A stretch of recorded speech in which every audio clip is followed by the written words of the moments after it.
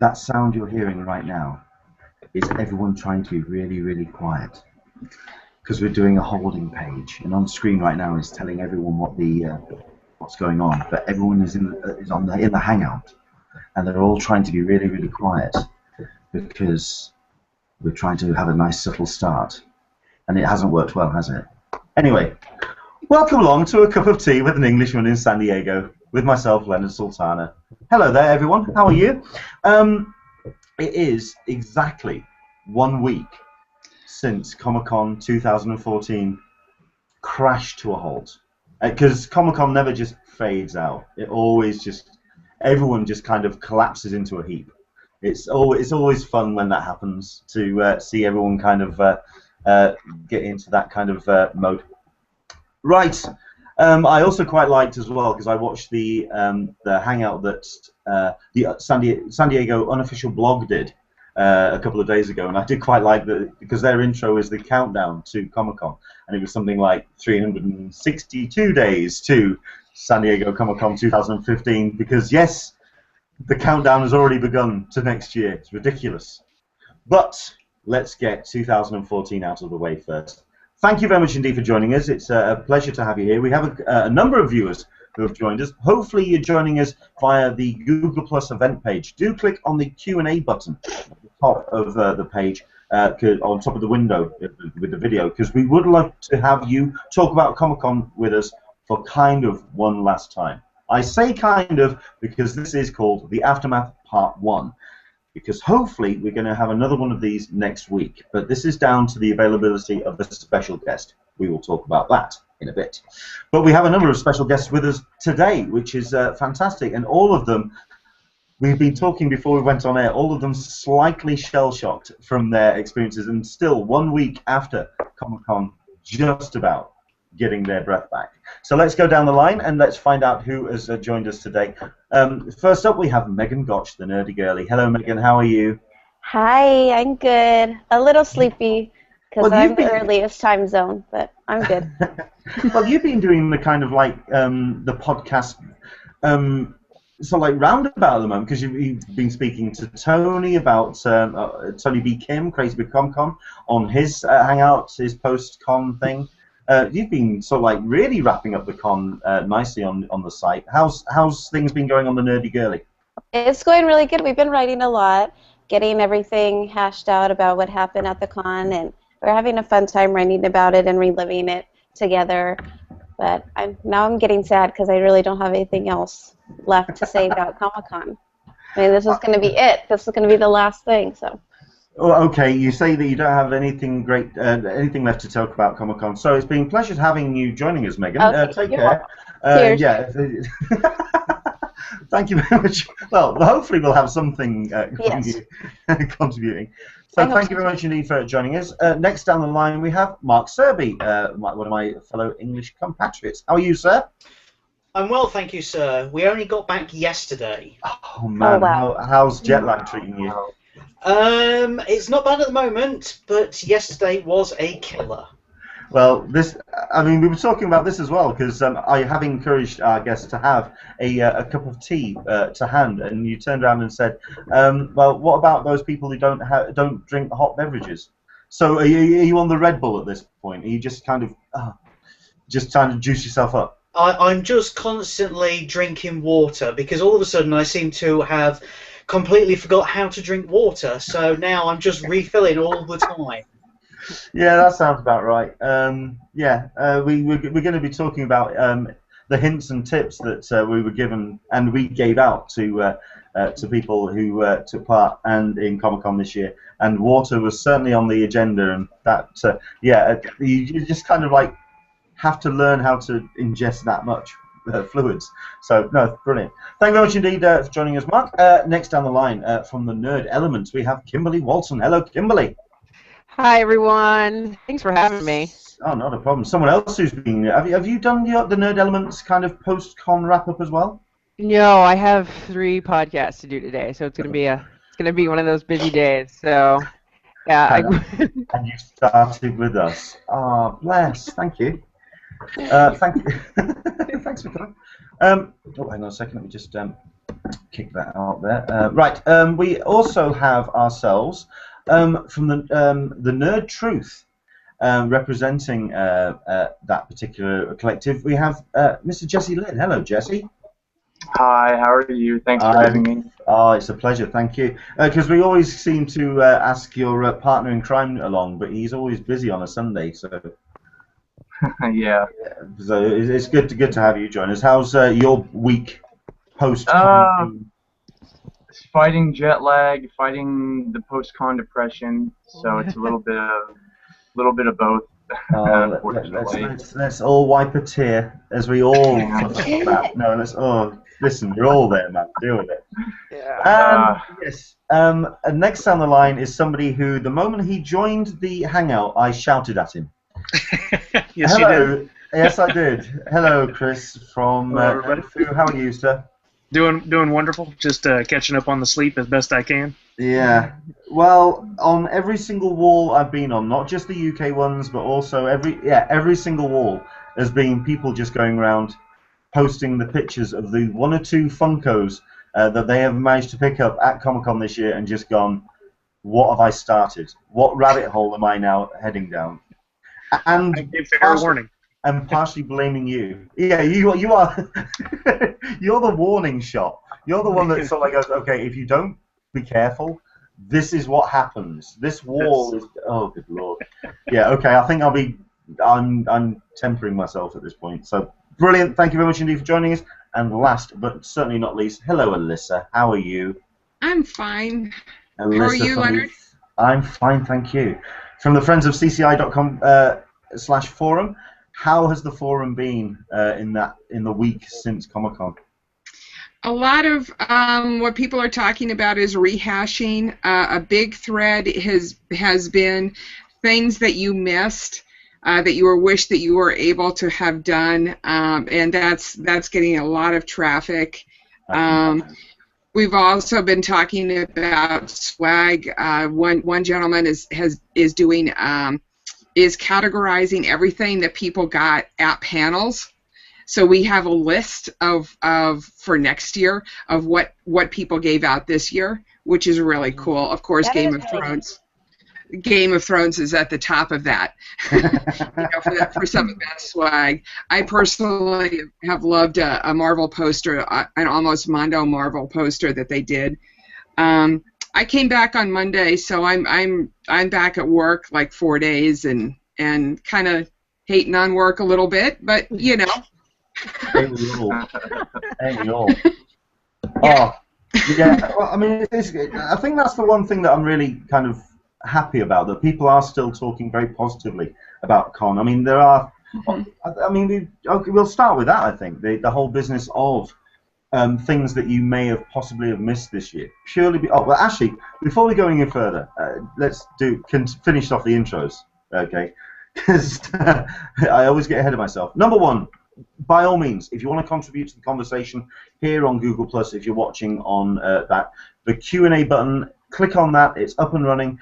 We're taking questions, and we're more than willing to talk about anything that you do want to discuss about con this year. We're also going to be following the hashtag as well, CupOT SDCC, so that's without the F, so CupOT at SDCC. Do get in contact with us and tell us about anything, your favourite memories of con, and also what we're going to talk about a little bit later on, and probably going to wrap things up, is the thing that we brought back from con, which we're just going to treasure.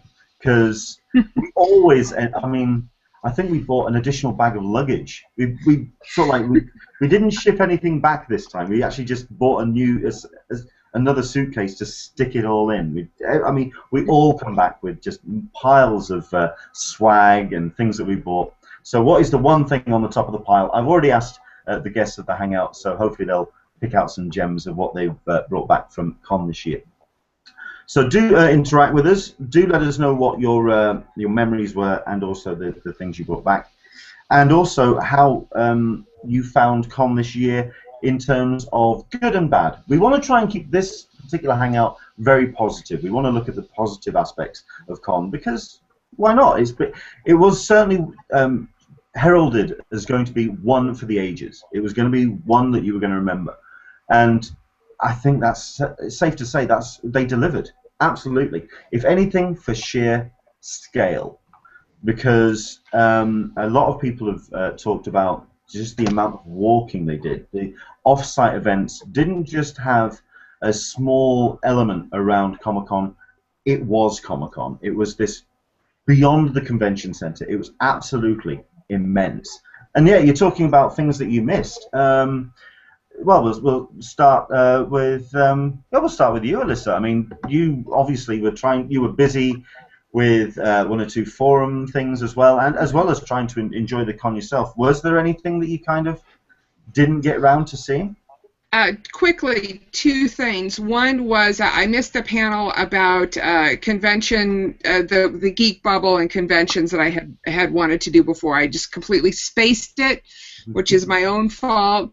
But the thing that I'm going to regret more long term is I didn't do anything with comics. I didn't get anything signed.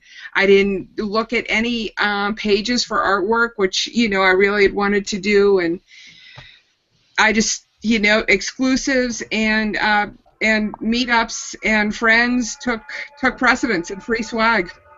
I think that seems to be.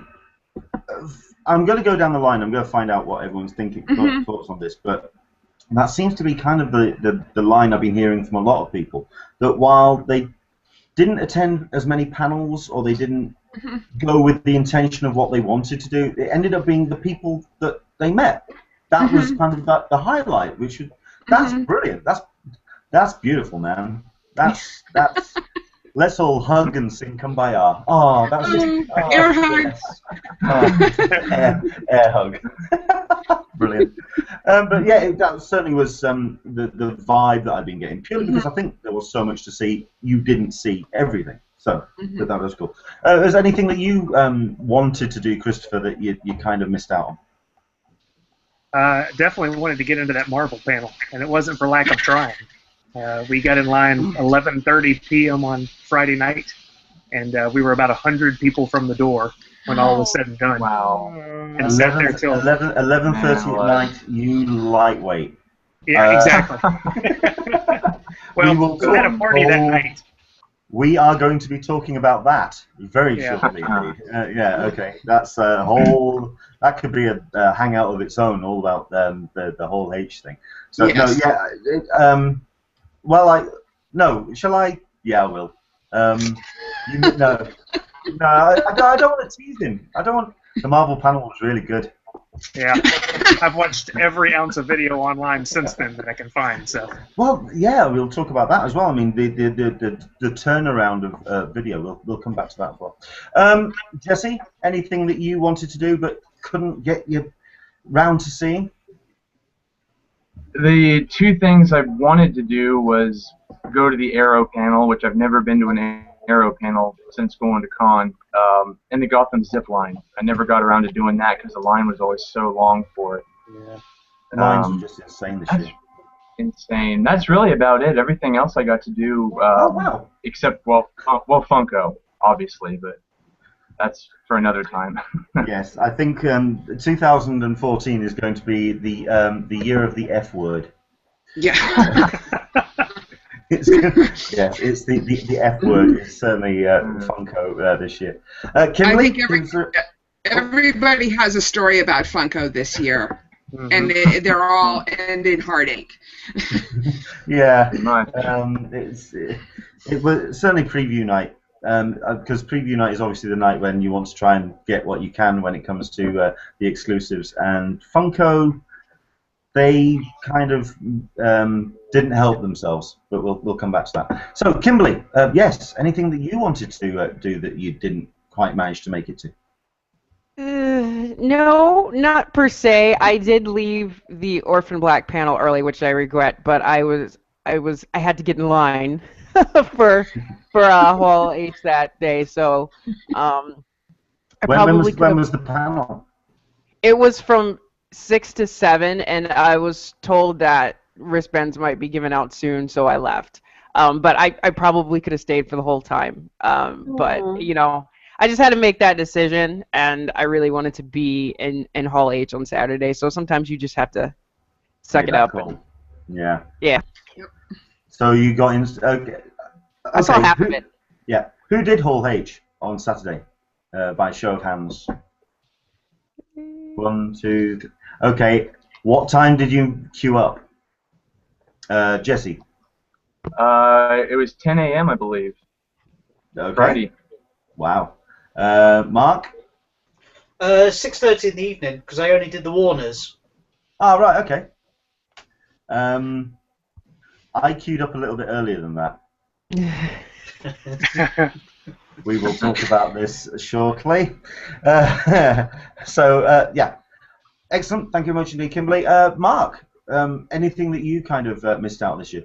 Not really. We planned everything down to quite good detail, so we got to see everything. The two things that we was kind of disappointed we didn't get was because of scheduling, we didn't get to see an hour with John Barrowman, which is a huge disappointment. And we also never saw Nathan Fillion at all. Oh. Oh. And he's the one person we were left to see. You missed out on your man crush. Aw. No, it wasn't me. Yeah, Sure. right. Okay. Sure. Yeah. Well, I mean, the thing is, if you're watching this live, you're seeing into his eyes, and you can. Okay. Camera doesn't hide this stuff. All right. Okay. You can when you say it and you're hearing it as a podcast, fine. You can kind of bluff your way through it. But frankly, dude, the man crush is there, and you can see it in your eyes. Just accept it. But frankly, it's there in mine as well because it's John Barrowman, and he's lovely. So, yeah. Oh no, John! But it's one thing I'm hoping. I mean, is the video footage of that panel up yet? Yeah, there's quite a bit of footage already on YouTube, and it is very, very funny. He is just a giggle, isn't he? Oh, he is non-stop. Was he as rude as he usually is? It seemed to be, yes, and that's why I'm disappointed I missed it. I love that man. I love that man so much. He's oh, fantastic. Excellent stuff. Megan, now you were buzzing around like a busy bee. Every time I saw you, you were like, it was like flying by. It was ridiculous. Yeah, wait. Oh. Sorry. Hello, passing cat. Yeah. It would not be a cup of tea. Hang out with that passing cat. He never does that. Oh my gosh. So, yeah, I really wanted to do the Tumblr meetup for Orphan Black, but we were getting ready for the Sherlock party, so we couldn't do that. They were queuing up really early for that, and they had capped the line like at 11 a.m. already. And I think the thing wasn't until like 3 or something. Yeah. And so we didn't get to do that. I would have liked to do the Gotham zip line too, but now that I think about it, I probably would have been too scared. But that was only a little baby one. So. Yeah, I mean, when they were setting it up, there were people talking, okay, is this going to be from, like, the car park? You know, is it going to come all... Is it going to be from the roof? I mean, we were kind of, like, seeing people up on the roof, and it was obviously to kind of do something else or clean windows or whatever. We thought, okay, they're setting up the zip line. Okay, we're going to see the headline in the morning of Comic-Con kills attendee. This zip line coming down from the top of Hilton Bayfront. Yeah, I mean, but it ended up being this. I would have never did that. I saw some great video footage of the zip line, and yeah, it did look like fun. But it was all about lines this year. Everywhere you went, and not just in Comic-Con, as in the convention center, or even kind of like the obvious kind of the usual suspects, but everywhere you went, even down to the Xbox lounge, which I went to. Popped in to have a look at that.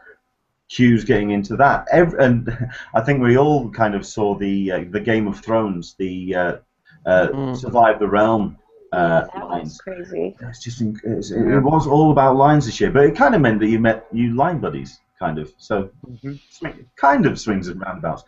Is there any kind of horror stories that you can talk about with lines? Everyone can jump in on this one. Is there anyone that sort of Yes, I have a huge one. When we did the Matt Smith photo op, it was the worst line experience of my life they told us to come back at 1 to queue up, and we got there, and nobody knew what was going on, and they were handing out raffle tickets for people. And then we found out that he was supposed to be there Friday and Saturday, and he didn't come to the Friday one. So it was everybody from Friday and Saturday. Plus, they were still selling tickets to the Saturday photo op, too.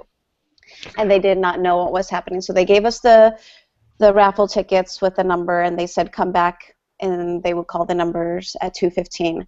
And we came back, but you can't like hang around Comic-Con on the floor because they don't let you do that because of fire code. So we had to like secretly hang around, and finally we got into the actual line. Then you have to hand over your stuff to their booth people, and then they push you into the room, and he's standing right there. And I was like, oh my gosh, there he is. Yeah. You just suddenly went from complain, fangirl. Yeah, and then it was only 5 seconds, and then we were gone. Oh, and wow. then it was done. But yeah, he was so sweet and so kind, but the people at the booth, they were yelling at you, and they didn't know what was going on. And I wrote a huge blog post about it, and I have had a lot of people have the same complaints. And I'm like, for $100, they should not be treating people like that. It was $100 to get your picture with him.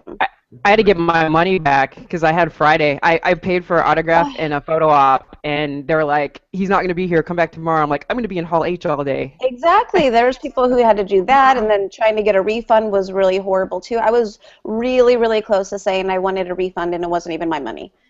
I'm like, I don't want to do this. You're making it not fun. And it's supposed to be fun. You're meeting Matt Smith. I heard a very similar thing with Nerd HQ with Nathan Fillion. Apparently they were rushing people. But then again, that's kind of also a case of just the amount of people, and just I think it is just the sheer volume of people. Just they have to kind of shuttle through. But yeah, you have to kind of hope that they're going to make it a little bit fun. I did a photo op with Stan Lee at C2E2, and I literally was next to Stan Lee for maybe 30 seconds. Wow. You know, that's all photo ops. There really are. Is, you know, you get in, you take a picture, you move out, and that's the standard operating procedure with regards to that. But with regards to lines in general, I found the entire con seemed like it was up a notch. I mean, just the lines to get into the floor for on Thursday and Friday were a notch higher than they had been before. Instead of 5 a.m., you needed to be there at 3 a.m. So that was my perception of the entire con. Yeah. And I was wondering if anybody else felt that. You had that on preview night as well. I mean, this is when I'm waking up at something like 6 o'clock in the morning, and I'm checking Twitter because I'm still doing the usual waking up at 6 o'clock in the morning and checking Comic-Con news, almost like it's an instant nerve reaction, just like, Comic-Con news. You're on autopilot with social media. But 6:30 in the morning, and there was something like 120 odd people in line for preview night. And, whoa! Right. And you're not even picking up your badges till noon, 1 o'clock. No. It's that kind of blew my mind. Well, I mean, I think it's almost a case of that. If we go to con, we're almost addicted to queuing. It's almost kind of like built into the DNA. I was in the Hull H line queue overnight, camped out for Saturday, and decided, okay, I'm going to use the restroom, and queued and went outside to the front of the convention center to use the restroom, and there's a queue, another bloody queue, 2:30, 3 o'clock in the morning of like 60, 70 people. I'm going, I'm going to live my life in a queue here. It's just, At which point you bail and you go to the Hilton Bayfront. Solves a lot of problems. Any other line stories, Jesse? I was trying to think. My line experience this year wasn't that bad actually, but I know I really wanted to get a Sherlock shirt from the BBC America booth, and every single time I went past there, the line was capped. Yeah. And that really made me angry because it's BBC America. I've never had a problem with that booth in the past years. It was a long line. Yeah. Last year was bad too for that booth. That's a really bad booth. But last year I got in on preview night last year, and I was one of the first people there. I think at BBC Mags. I ran to the booth. So. Jeez. That's what I did on preview night. I went straight there and got my stuff. Okay. Well, I mean, I think you're going to have to tell me about this because I don't know if this is a standard operating procedure or not, but I went past the Bayfront, I believe, on Friday or Thursday, one of the two. Sorry, Friday and Thursday, Friday, Saturday kind of merge into one purely because of sleep deprivation. Uh-huh. But I was all the way down to the Hyatt, and it was the Lego line, and I think no, it would be the Thursday then. It would be the Thursday because it was for the minifigs. And yeah. Wow. The Lego line. Once the Lego line started moving, it was incredibly fast, and I went through it 3 days, 3 out of the 4 days, and got that was my big get for the con, but it was amazingly fast, and the fact that they gave out 1,700 minifigs as opposed to 250 last year meant that kids were getting them. Everybody was. I mean, a lot of people won the minifigs, which was really cool. The Lego minifig giveaway this year was a big yay in my book. That was the first time I ever did it. This year was on Sunday, and the line was really fast. Even the lady was like, "How long did you wait in line?" And I'm like, "An hour." And she's like, "Oh, that's a long time." I'm like, "That's not a long time to wait in a line at Comic-Con." It's an hour, but you're down by the boats, and it moves that quickly, you know. So the Lego booth, on the other hand, and other people can talk to the floor also. That and the Funko line on the floor were, to my mind, some of the hardest lines on the exclusives floor. How did you find the Funko line? I'm drawing a blank and I'm pointing. Yeah, I was going to wait to breach the subject, but we got in line Thursday morning at 4:30, and we were near the front of the mass that was going to get onto the exhibit floor, and the doors opened. We sprinted to the best of our ability anyway, and it was less than 1 minute. The line was capped at Funko. And so, of course, we tried to stand around a minute. But let's very quickly talk about the F word then. So, I mean, my wife, Caroline, was at the front of the preview night line above Hall H. She joined there pretty much from 12 o'clock.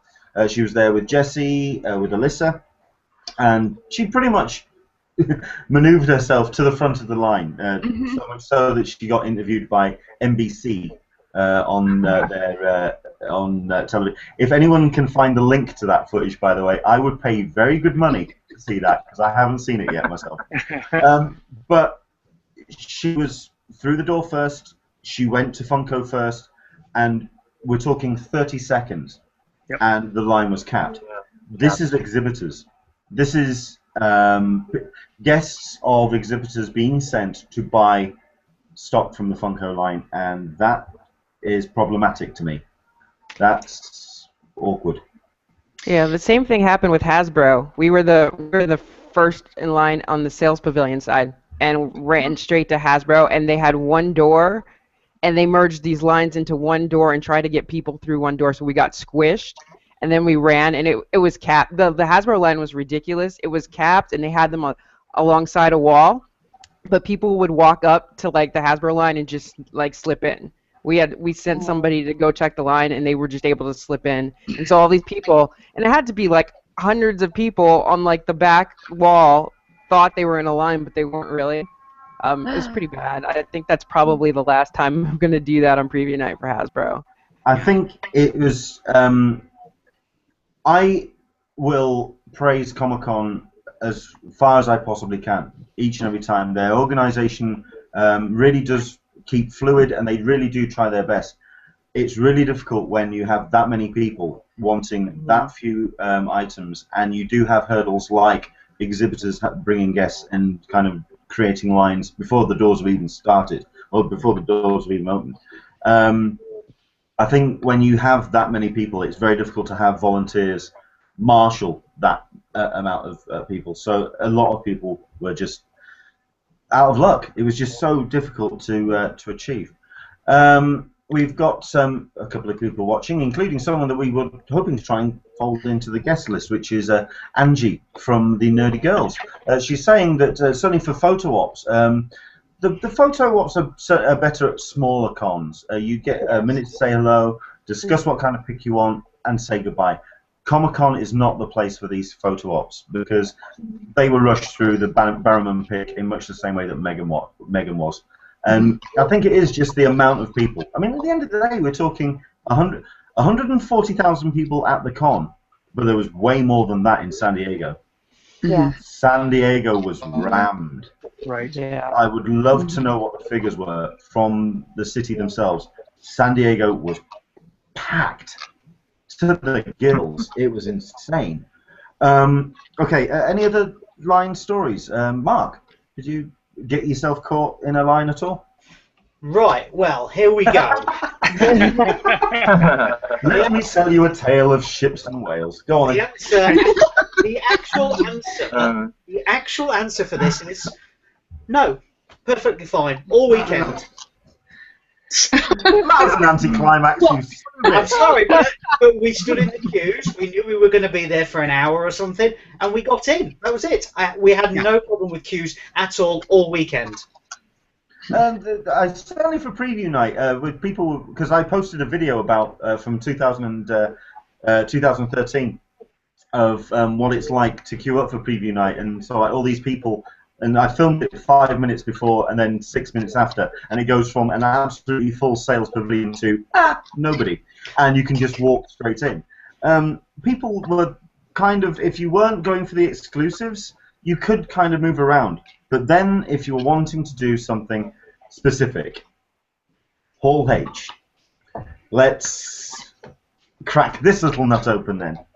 Because this was the year that introduced the wristbands, and I have been reading so many stories. By all means, we've got viewers. If you want to jump in on this, please do, because I want to hear what everyone's take on this was. But I've been hearing it's been a 50-50 split. People have either gone, okay, this was a brilliant concept, this was a great idea on behalf of Comic-Con, but it didn't quite get implemented correctly. Certainly on Thursday for Friday, because who did that lineup? Did anyone of our panel do that? The Thursday for Friday lineup overnight, or not overnight? Got there very early, but not overnight. Okay, what time did you get there, sir? 4:30.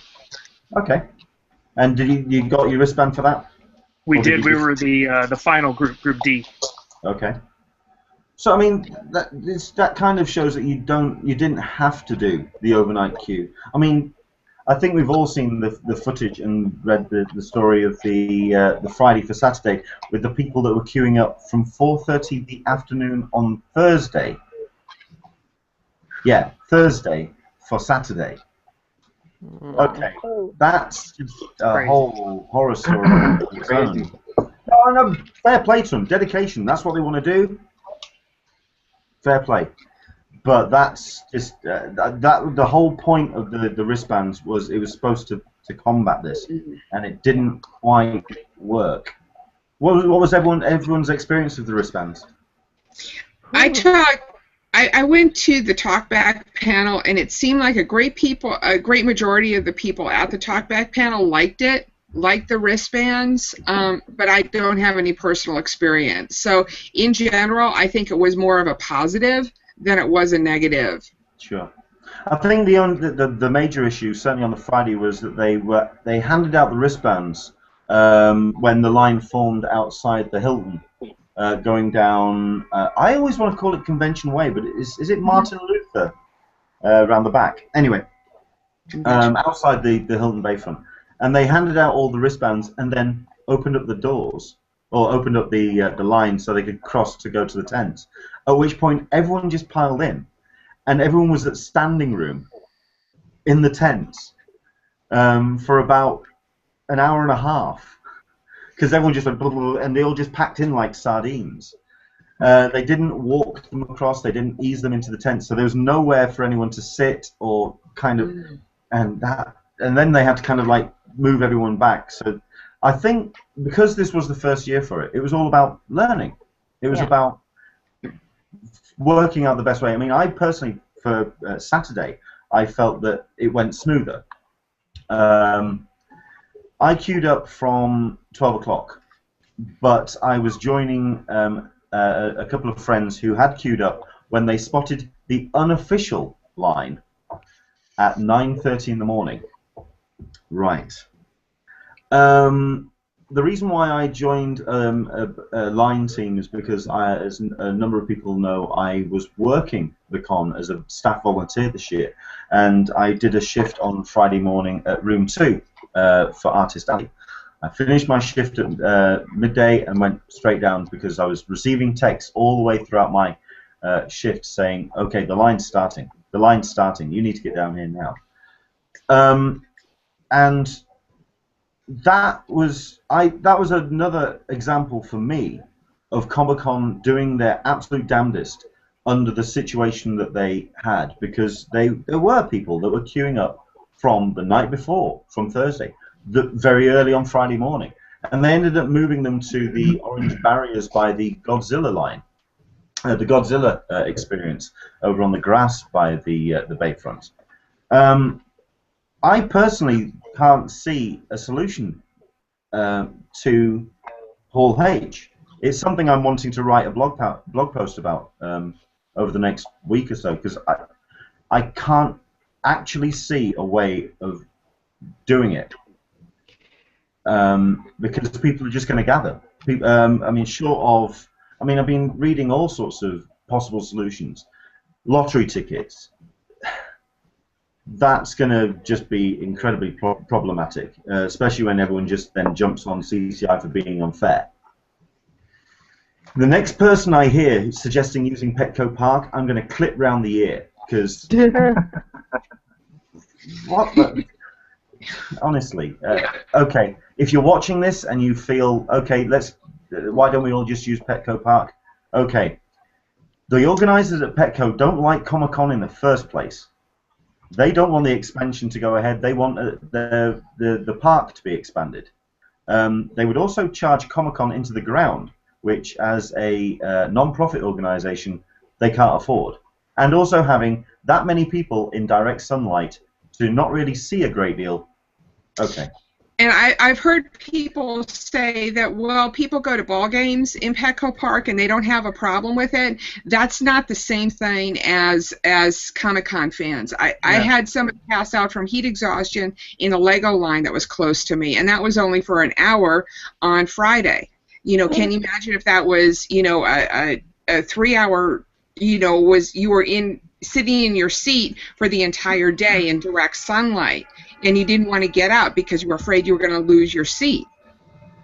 It's crazy. Sure. I totally agree.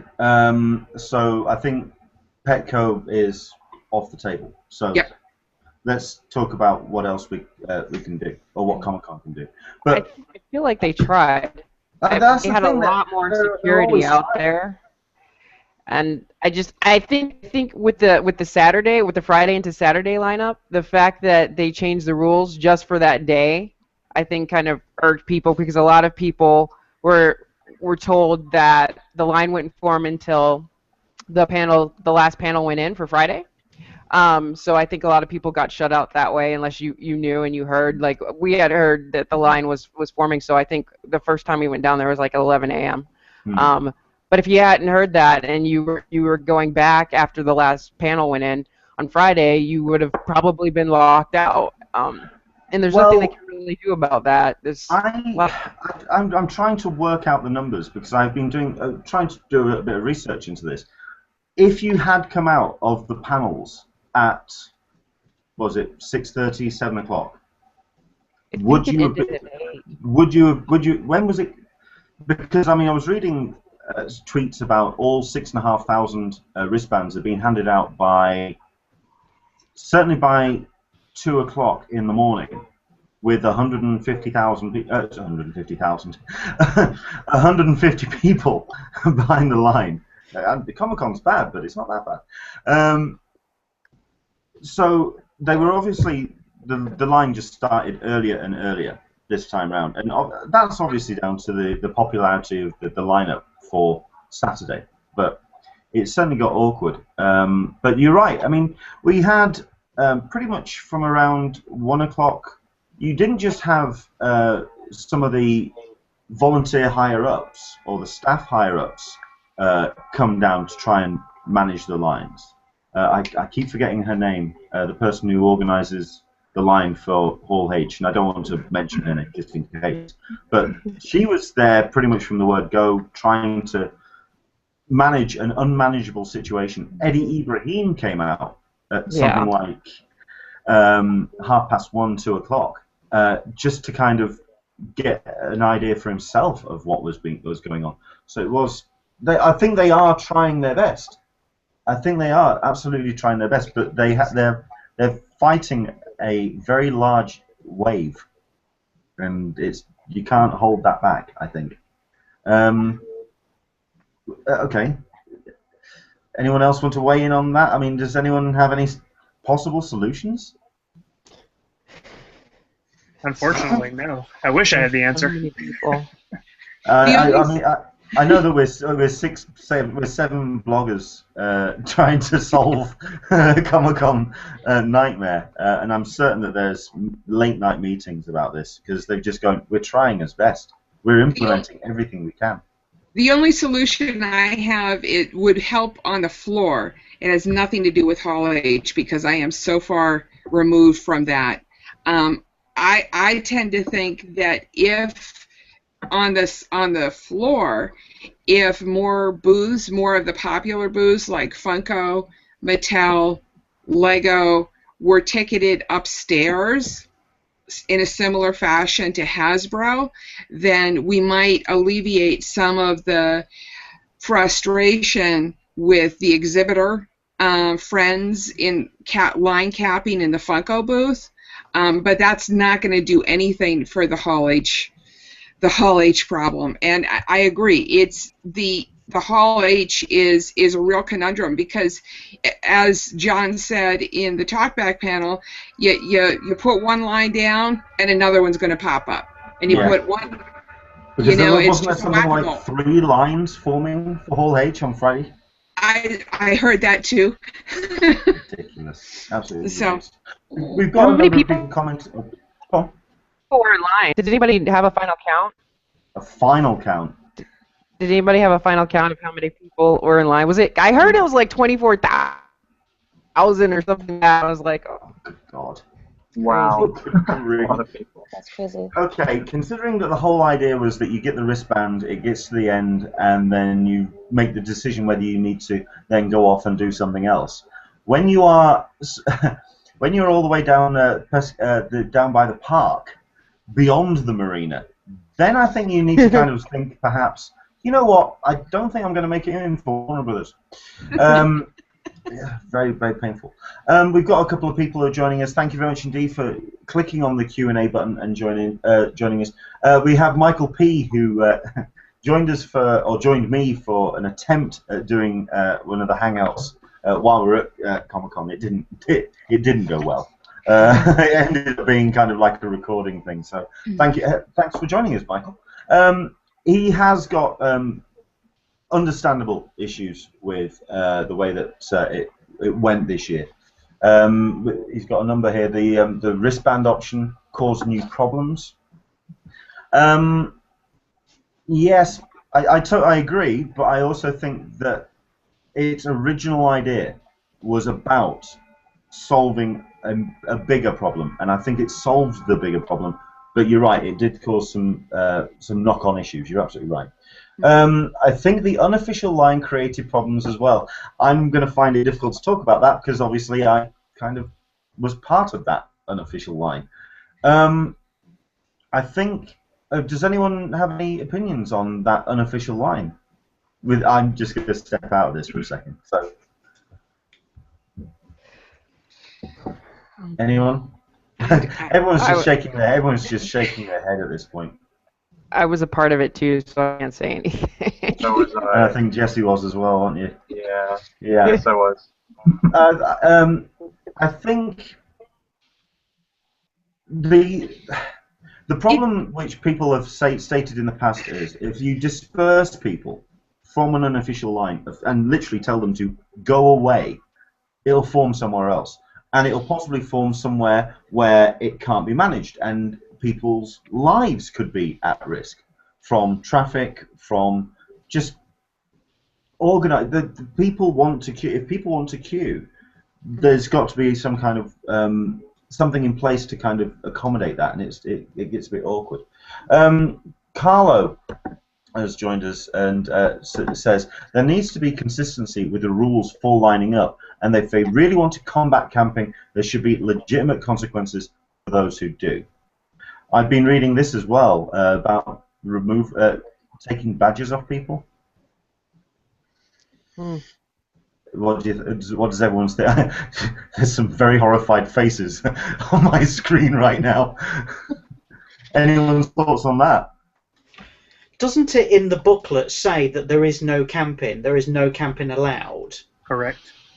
So, Yeah, you know, it's in the booklet, and unfortunately CCI have clearly not backed up their statements, and that's what they should do. They should say, it's in the booklet. You read the booklet, there's no camping. Tough luck, come back tomorrow. Well, that depends on how you qualify the word camping. Exactly. I think that's where people get around it. Like, you can't have a tent and an open fire, but you can sure bring an inflatable mattress down there. I mean, it's like you say, it says it officially in the book that there is no camping, but the rules are that you're not allowed to pick your nose, and I do that. I'm trying to keep this in. Is that written in the booklet as well? I believe so, yes. You're not allowed to, well, if you look on page 8, it also talks about eating it as well. You're not allowed to do that either. Oh, God. That just took a bad turn. I'm so glad everyone's watching this. Oh, fantastic. Michael has turned around and said, no, there's no blame to people who were in the unofficial line. It's just a thought. You're absolutely right. It's really difficult to, I mean, it's very difficult for me to comment this, and like Kimberly and Jesse say, it's tough because we were in that unofficial line. We got either texts via social media or from text saying, okay, this is happening. You need to get down here now. I think if there was more official more official statements, but at this point, I think Comic-Con are just going to be sat in dark rooms at this point, just number one, trying to hammer out what on earth they could possibly do, and number two, just smacking their forehead into the table because they just, I don't know, I think even they are struggling to work out what to do on this one. We'll find out, obviously, for 2015, because hopefully they will try and come up with something. I will add one thing that I thought was really good this year, and that was communication from the volunteers. We had several people walk through the lines both Thursday and Friday when we queued up early, and were really giving us an indication as there are more wristbands. This is about how long it'll be till we get to you, and then when they got there, letting us know, you know, how many more people that they could accommodate. They did a really good job of communicating. Well, the Comic-Con have been doing that so well all this year. In my opinion, people have been coming down on Comic-Con. Their Twitter, I mean, the amount of tweets I got from Comic-Con this year was exponential compared to last year, which was, yay! You know, yes, it was things about, oh, don't forget to go to the Eisners, or, you know, things of that nature, but it broadened it out, and it gave you more of a remembrance to do these things. I would love to see them dovetail the Twitter in with what Mark Nerdfoo was saying with regards to the line updates. That would be wonderful, and the badges. That would be. We were kind of like, were we relying on Paul H line on Twitter and Ballroom 20 line on Twitter? I used it as well. I mean, certainly once the kind of line dispersed and it then went back to the good old-fashioned banter between the pair of them, it was cool. But no, it was certainly from that and all the retweets, there was this line of communication. And you're right, with CCI, they absolutely, I think, went all out. I mean, they've just done their absolute damnedest to keep people as informed as possible. I know I'm sounding like almost like an evangelical worshipper of Comic-Con, because they did get one or two issues wrong, understandably, but I think they absolutely did their best to to keep people informed. And I think we can all certainly turn around and say that the app, the Comic-Con app this year was absolutely stunning. Yeah, much better. Very nice. Absolutely. I mean, this is admittedly what happens when you get a big suitcase of cash from the NBC guys and go, there, just make something bloody gorgeous. And it was a brilliant app. That was fantastic. I liked, it was also good as well that they folded all the social media stuff in there as well, so you could instantly see what Comic-Con was talking. So that was, the app this year is stunning. So we'll keep that. Yeah, go back to NBC and ask for more money next year. That'd be cool. We've got Barb from When Nerds Attack, or formerly of When Nerds Attack, because we're gonna miss you, Barb. We're gonna miss you. The first rule of the unofficial line is you don't talk about the unofficial line. Line Fight Club. Oh. Yeah, that sounds about right. Okay, so long as I'm not having to beat up the voices in my head, because I've got about 3 or 4 and they could all take me on. Sorry, Tyler. I'm glad someone got that reference. How about? Oh, now this is Michael P again. I think we are trying to come up with solutions. Hang on a second. I think I've clicked there. There we go. How about a 21st century solution involving a lottery and our badges and choices? This could fold in with the whole idea of how they're going to be doing and utilizing the badges for the badge sales. But I think we're going to save that topic for a later date, because obviously it's how that's going to get implied. But using badges as a lottery system? I don't know. What do you think? Wouldn't people end up swapping badges? They would communicate on social media and turn around and say, I don't want this one, but I want that one. I'll tell you what, how about we swap badges for 3 hours? Yeah, or how about I pay you $200 to swap badges with me? I was very surprised that I didn't see more about that when it came to the wristbands. There was kind of like a black market thing. I mean, okay, they were pretty much stuck on there, but people can work their way around these things, and I was very surprised there wasn't a bit of a black market thing going off. Not that I want to endorse that at all. Travis McIntyre says, if they just let people in tent by tent, then they should have no problem. That's what they did on Saturday. They did that on the Saturday. Certainly with, I think he's talking about letting people into the tents. Yes? Mm-hmm. Yeah. Letting people into the tents, they did. On Saturday, they eased people into the tents, so everyone kind of like were not as crushed up, and it works certainly a lot better. Barb has responded to those comments, by the way. I love you guys. We love you too. Love you, Barb. Love you, Barb. Yes, Barb has made the decision to move on from When Nerds Attack. Hopefully she'll stick around, because we love Barb a lot. So, okay. Right, let's talk about then the positives. I know that the unofficial blog did their kind of like top 5. Let's just pick a couple of highlights, because we've got a fair amount of people here. Highlights of con this year for yourself. Let's start with Megan. Go on, then. What was your highlights this year? And you can do both. Okay. I kind of have 2. One would be just being able to see everybody that I've been talking to on Twitter and seeing them in real life. So that was basically all that I did, was trying to go around and see everybody. So that was really fun. But like in a celebrity kind of way, I guess being able to see Benedict Cumberbatch and H. Hall on Thursday, that was awesome too.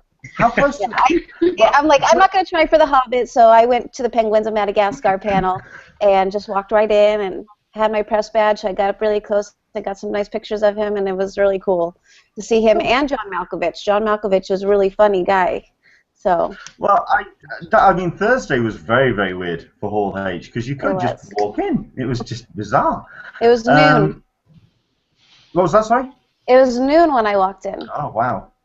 Wow. I mean, I I walked in for the Paramount panel because I was actually intending to go and see the musical Anatomy of a Superhero panel at Indigo, and I ended up I'll pop in and see a couple of friends who were in for Hall H, and I just ended up just sitting down and seeing Christopher Nolan up on stage. It was insane. Thursday was a weird one. You could just walk in. Yeah, that Penguins of Madagascar. While Benedict Cumberbatch, that was just a really funny panel. It was. The movie really, actually looks really really cool. good too. I totally go see it. But yeah, he was very cheeky and he looked really fun. It was fun. Okay, you're having to hold yourself back there. You can see it in your eyes. Okay, excellent stuff. Mark, highlights for you. Yes, I'm writing a list because there's that many. This is the thing. So, I'm pretty sure you just woke up. wait, I've got it now. Here we go. Top 5. Okay. Oh. Number 5, Supernatural panel. We finally got in. We didn't make it last year. This year we got in. It was fantastic. Always. Number 4, the world premiere of Gotham, which I was very excited for, and we got in and we were there and we saw it. Fantastic. Number 3, meeting the nerd foo in the queue for Supernatural, who was a very nice gentleman. He came over and had a chat. Thanks for the compliment on the beard, by the way. Oh, well, it's a lovely beard, sir. This is the thing. Number 2, being in Hall H for Batman 66, which I thought was great, and I was really excited to be there. And number 1, as you said, Leonard, Chris Nolan and Matthew McConaughey for Interstellar. I mean, a sensational moment. You know, Chris Nolan comes out and he's the calmest person ever and just talks about Interstellar. It was sensational. I was sat next to my friends when that panel was going on, and it's when, well, Matthew Mahogany comes out onto stage. Look, I always listen. I know that sounds like a joke, but I always struggle to say his surname anyway. So anyway, Matthew Mahogany comes out onto stage, and I thought, okay, they're going to roll out the one person to talk about Interstellar. That's going to be the highlight. At which point he said, well, I can't really talk about this film. I'm going to bring somebody out now, and I'm rocking backwards and forwards. Please. It's Christopher Nolan, and I believe I stood up, punched the air, and swore.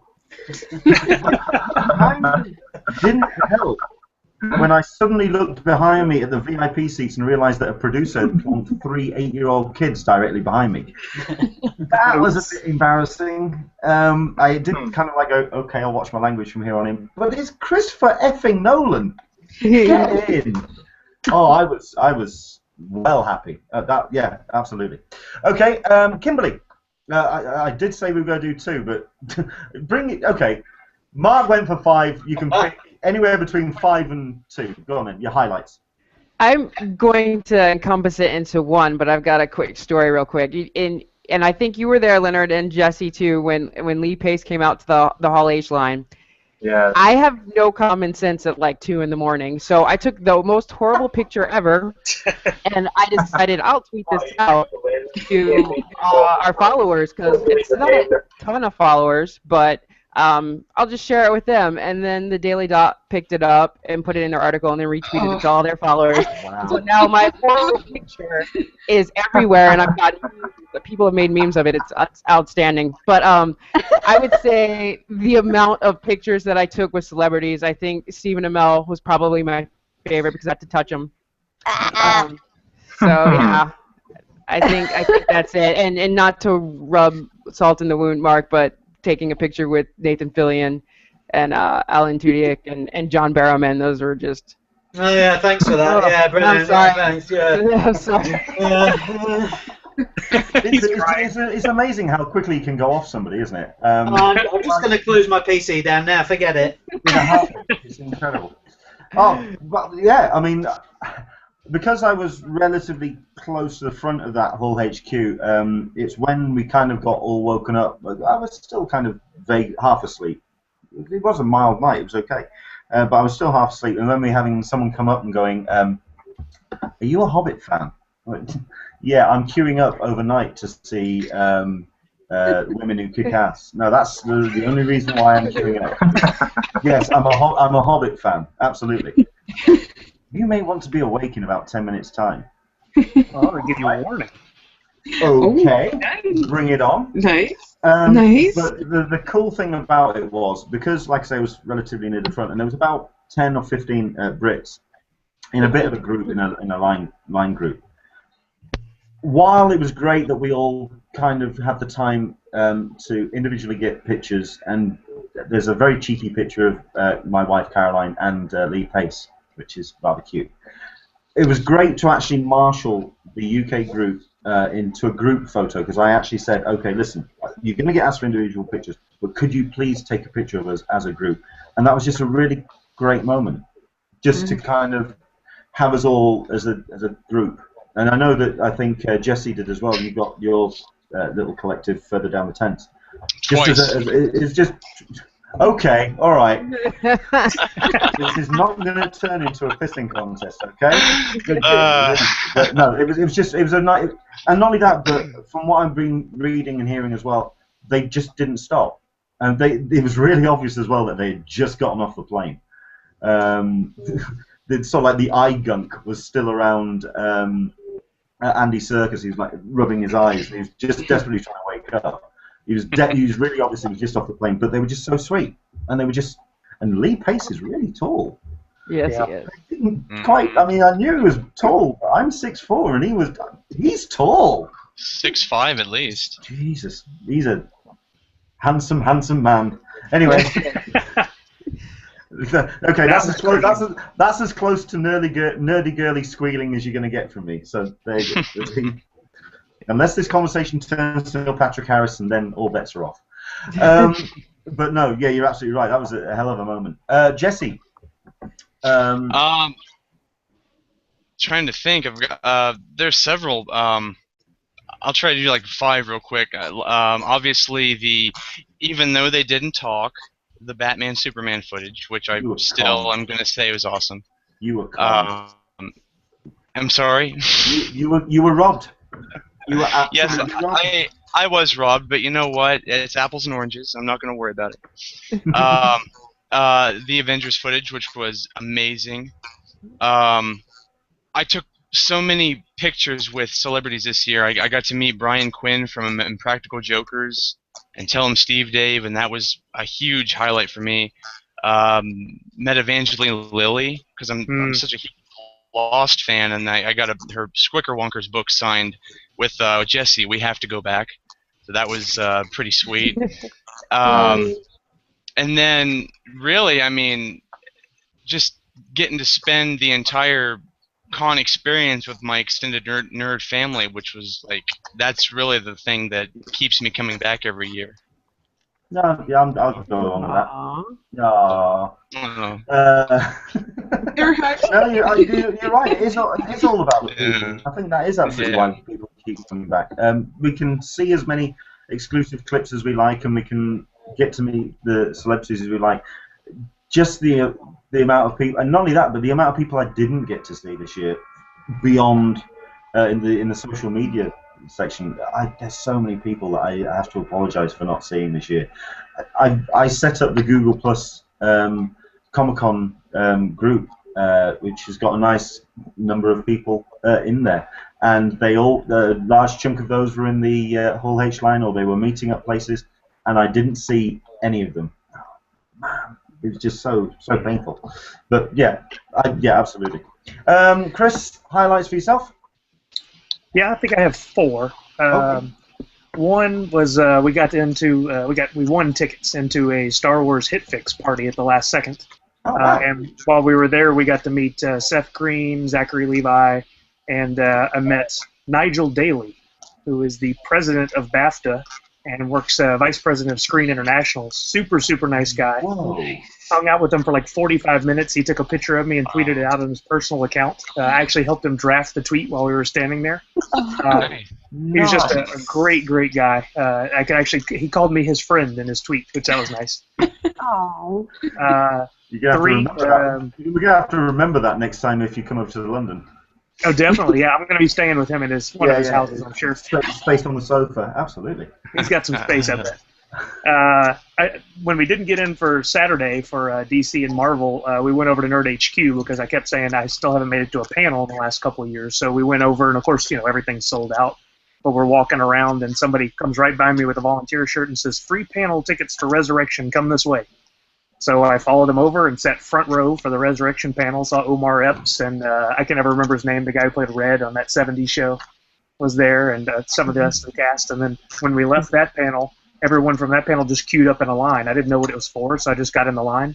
Turns out it was standing room only tickets for Nathan Fillion. Oh, wow. So I went into the Nathan Fillion panel and actually bid on several items that he had up for auction. I got shot down every time, but that was a lot of fun getting in on the action. You landed on your feet a couple of times there, sir. It was a great con all in all. I can't complain. This one will blow your mind, especially Searby. We're standing in line for the Supernatural panel. Misha Collins came and did his normal lap. He always runs by the lines that morning. He plays Castiel on Supernatural. He came running by, but then he went and bought like 300 coffees and went and handed them out to people in line. And he literally spent about 10 minutes standing 2 feet from us. I got 1,000 pictures of him up close. We all were using our cameras and taking selfies. He signed the back of my partner Steve's iPhone case, and he got a selfie with him. And he was just the nicest guy ever. He was pausing for everyone to take time for a picture and an autograph, and that was really cool. Excellent. And then I have to concur with what a few of others have said already, and meeting or seeing again some old line friends and making some new ones. I can easily say we've got 50 good friends that we've made from the cons over the years that it's just always awesome to see. Like this year, how funny was it? We lined up 2 people behind Nerdy Girly at the Godzilla experience. We didn't know she was there until she heard me talking. She turns around and she goes, "I know that voice."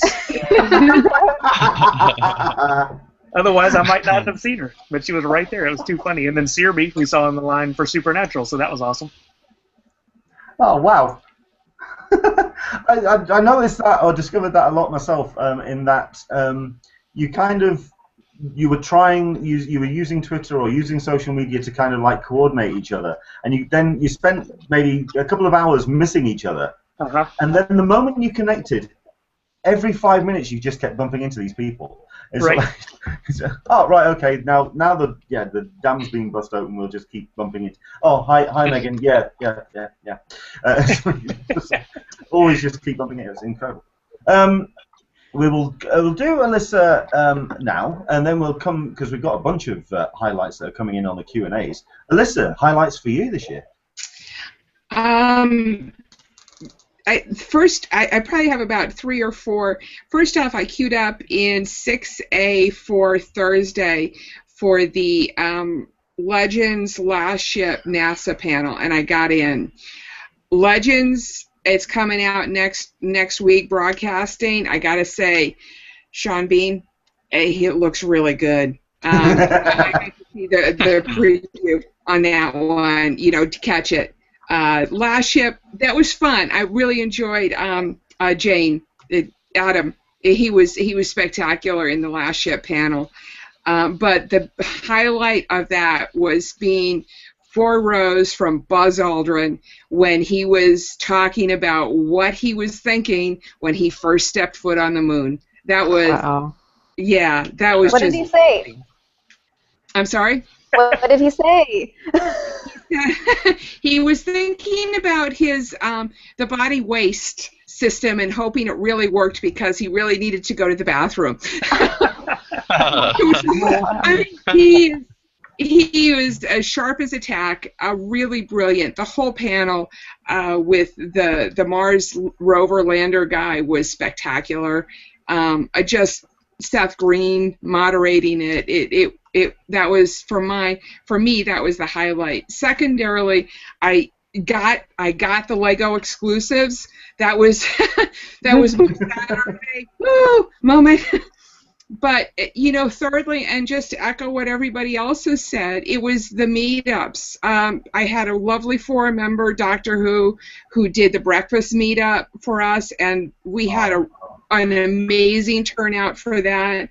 That was a broken yoke. I stepped up the stairs and the room was full, and it was almost getting close to the standing room, and I just went, whoa.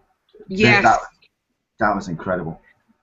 What was brilliant about it, in my opinion, was that everybody had kind of come separately and singly, but there was such a feeling, and so they were all single, a lot of singles and a lot of people who didn't know anybody, but they all went in and just started talking because they had known each other for so long, and it was really just heartwarming to do that.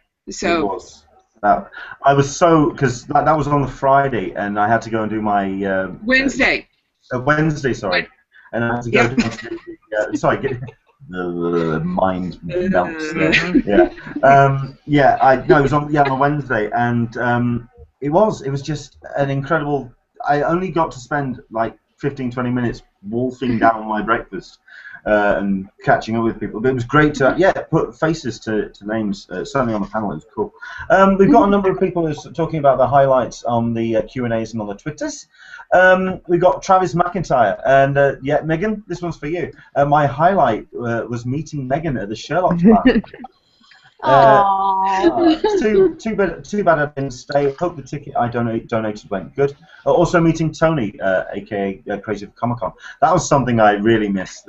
Because Megan and Tony cosplayed in WB Bags setup on Saturday, and I completely missed it because obviously I was doing Whole H and I missed it, and I really wanted to see that.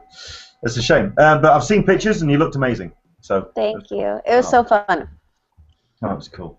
Travis McIntyre again turns around and said another highlight was when Lee Pace and Andy Serkis came out and visited in the Hall H line, which seems to get forgotten about. The ADA line? What's that? The disability line? Right, sorry, no, you're absolutely right. I don't use the ADA abbreviation, so, okay, no, that threw me for a second. Oh, right, okay, I didn't realise they went down that line as well. That's cool. Excellent. Excellent stuff. What else we got? Because I did have one further down as well. Michelle Metcalf, Kimberly's partner in crime. It was awesome meeting the Nerdy Girly and the Nerd Truth and seeing the UK group. Oh, cool. Excellent. There was enough of us. We hit Comic-Con hard this year. Angie from the Nerdy Girls. My highlights were Yvonne Stravosky panel, John Barrowman panel, and Sanjay and Craig panel and autograph signing. I'm guessing these are all Nerd HQ events. I'm guessing so. I think so. I'm guessing they are. Excellent. I mean, I've seen the video of Yvonne Stravosky, and she looked good this year. As opposed to all the previous. Yeah, right. I am so glad the wife is not here. I would get the look, the laser look that is starting to become a little bit infamous. The original Welsh Angry Bird. You don't want to piss that off. No, so okay. Yvonne looked nice. There's a nice compromise. Also on the tweets, we've got ourselves Gary Quigley. Thank you very much indeed for tweeting us using the hashtag CupOTSDCC. Highlight was seeing the DC TV panel on Saturday night, particularly the Arrow panel. Also meeting new line buddies was great. Remind me again, how many people went to that WBDC TV thing on Saturday evening? So Mark went. Yes. And did you as well, Alyssa? You putting your hands up? No, I didn't. But what I thought was interesting is they gave out all of the swag that they didn't hand out in the panel, so the panel wasn't full on the WB booth and on the floor the next day. Oh, okay. Yeah, I grabbed swag and then I left. Yeah, they had a great swag bag. It was a nice T-shirt. Yes. I very quickly want to talk about that panel because obviously there was the thoughts that perhaps there was going to be something in between Marvel and the WBDC. When it got announced, 3 hours of previews, panels, guests coming out. When it first got announced, I think everyone turned around and went, "This is unique. This is fantastic. This is something new for Comic-Con. This is a great opportunity." In reality, I think most people were struggling to stay awake. Because Yeah. they'd been in Hall H all day, and then you had an hour and 15 because it overran. And then you had, and apparently Gotham was really dark as well as a screening. So people were kind of like, the eyes were shutting and sort of, and sort of desperately trying to stay awake. I mean, I watched the unofficial blogs thing, and I believe actually James Riley did fall asleep during Gotham, and I don't think he was on his own either. It turned into a strange one, was that? So As long as else people don't snore. No snoring. It's okay to fall asleep, just don't snore. Or drool. Or drool. Okay. What is it? It's got to be one or the other. Okay. That leaves me out. Okay. Let's see. Right. Angie's just said no. Sanjay and Craig is a show on Nickelodeon. It was on Sunday. Okay, that's cool. Thank you much indeed for that. Yeah, do keep the highlights coming in because that was there were so many, and you're right. I mean, for me personally, yes, the line walk was amazing by Lee Pace and Andy Serkis. That was just a great singular moment. I mean, okay, it was no Ian McKellen, but Andy Serkis he's a gem. He's a gem. I love him, and he was just so gracious with his time as well, and the fact that he did just keep going down the whole line. I think for me, it's two. And I could pick a number of the ones that have been stated already, but for me, it was the meetups, but specifically the UK meetups, because to make that journey, it is a sizable investment to get people across the pond to attend, and it is very, very difficult, especially with flights. It just turns into a very expensive proposition. So to have that many people that attended it was great to meet everybody, especially for the first time. But for me, the highlight was room 2 because I closed that room down. I was organising the room, and it was the final panel of the day. It was Jim Lee who was doing a how-to draw panel, and it ended up just basically watching Jim Lee draw, and that's cool. But as part of my administration for that, I stood up on the stage and did a little bit of. I think Jesse was there as well. He remembers this. Stood up on stage, did a little bit of housewarming. If you need to use the back restroom, exit that door. If you're a complete lunatic and want to leave halfway through this thing, that's the door you need to be using there. Nice. And then I turned around and said, right. In room 2, we've had some amazing talent, some fantastic creative forces up on stage, but no disrespect to them. I think it's safe to say we've saved to the best to last, at which point everyone's going, absolutely. They're all getting nicely wound up, at which point I turned around and said, right, I introduced him like this last year, and I'll indulge me if I'll do it again. Ladies and gentlemen, if you don't know who this man is, you're in the wrong room. Jim Lee. Room, you could have been peeling them off the ceiling at this point, and room just goes nuts. I walk round to the admin table at the side. All goes finally quiet, and Jim Lee turns around and goes, "That was the best introduction I've ever been given at Comic-Con." Oh, nice. Get in! Awesome. Yes. Get in! Oh, no, the atmosphere in that room, and everyone just contributed to that. So no, that was just turning Jim Lee into a rock star. Get in! Excellent. That's cool. So it was a really cool panel, and I certainly recommend to anyone watching this, if you didn't check out the smaller panel rooms this year, you're missing out, because it was an embarrassment of riches. All you have to do is just look through the listings. It was just so many. It was just incredible. Other highlights: Lee Snowden getting a selfie with Ali Larter at the Legends signing. Was Ali Larter there? Ali Larter there this year? Excellent. So that's cool. Travis again. The bags from Sherlock were cool. I've got 2. Get me an infuser to try the tea. So, what were you? Okay, can you explain about Sherlock, please? Number 1, about how many people showed up. I mean, what happened that night?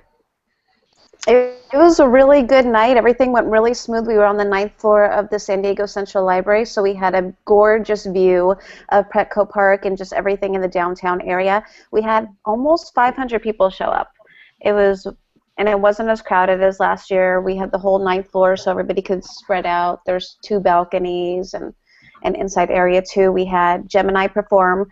They're on YouTube. They have a special Sherlock and Thor song that they do, and they're just really gorgeous singers. And Espionage Cosmetics came, Go Pop. We had a photo booth and a caterer, and everybody just hung out and talked Sherlock and took pictures, and there was cosplayers. It was really, really awesome.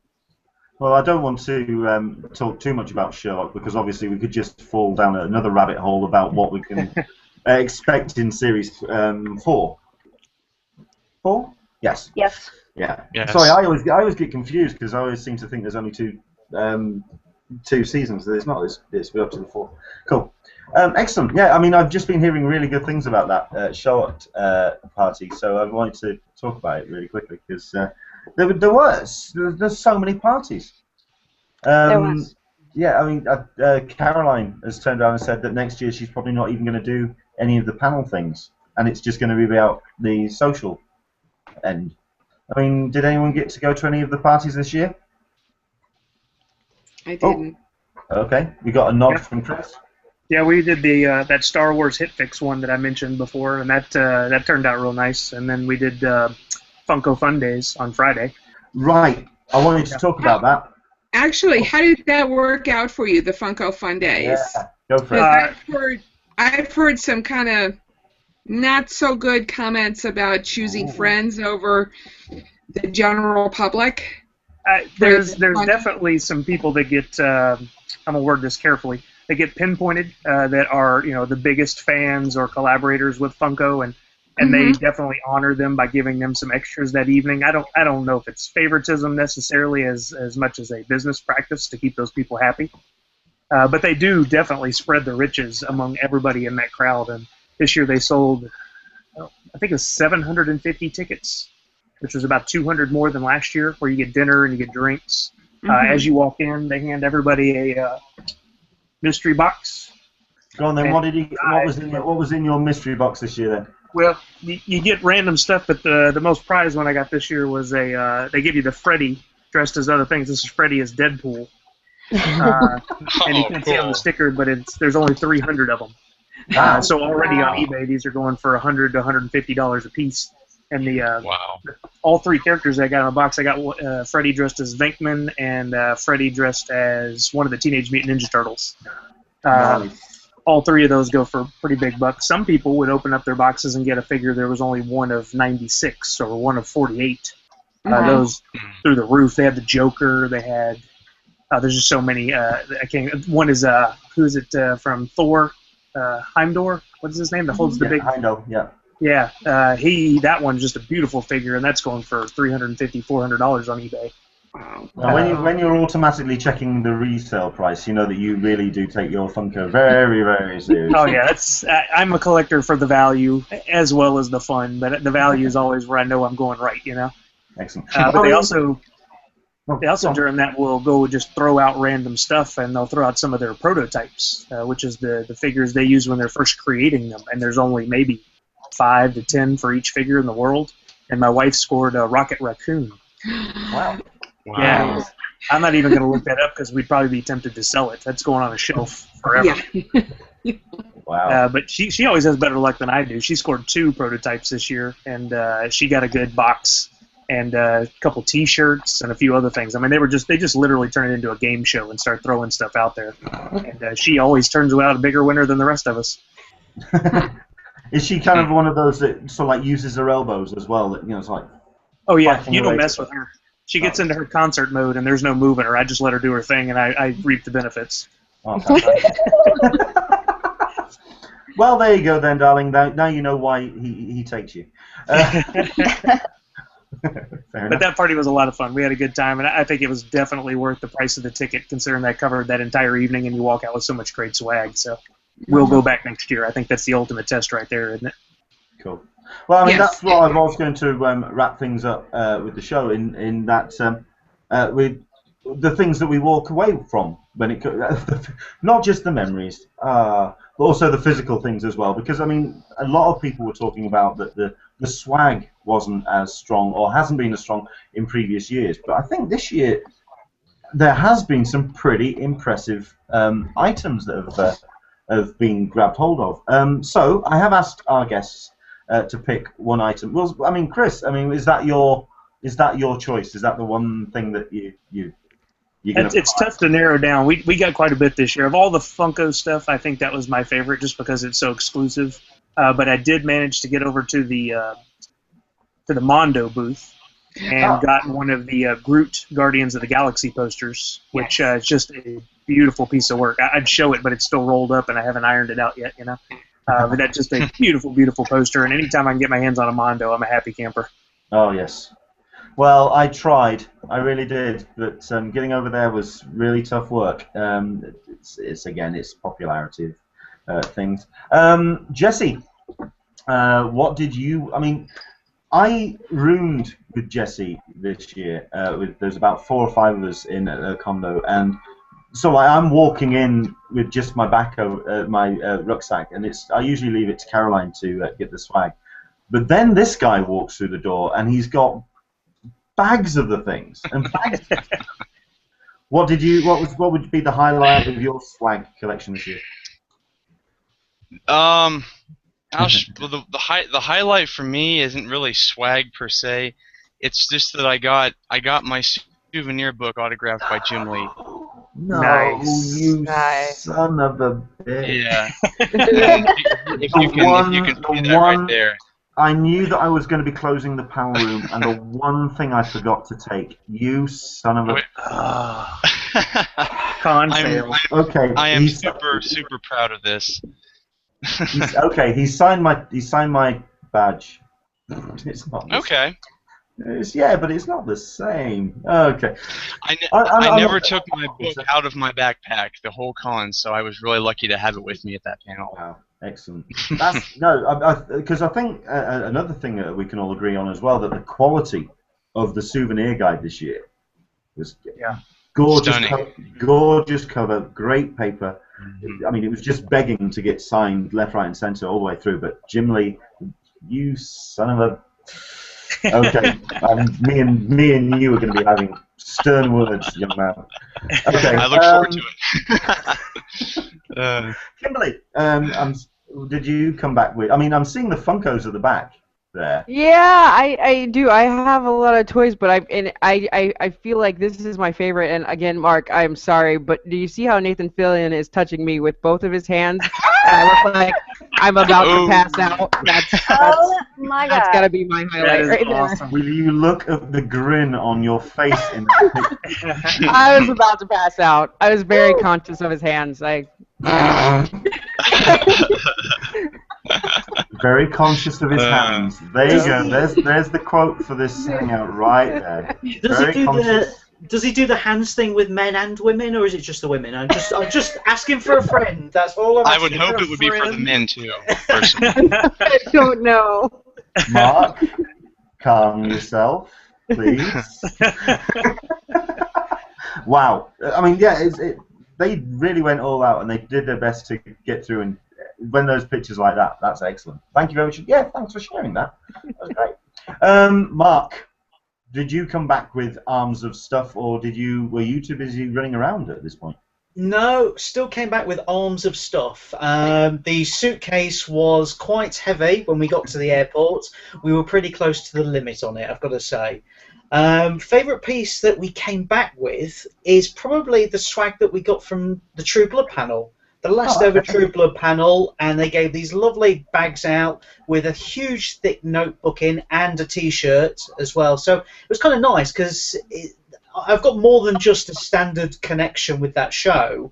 So to be there on the last one and to get this really nice swag, it's possibly one of the best things we've taken back.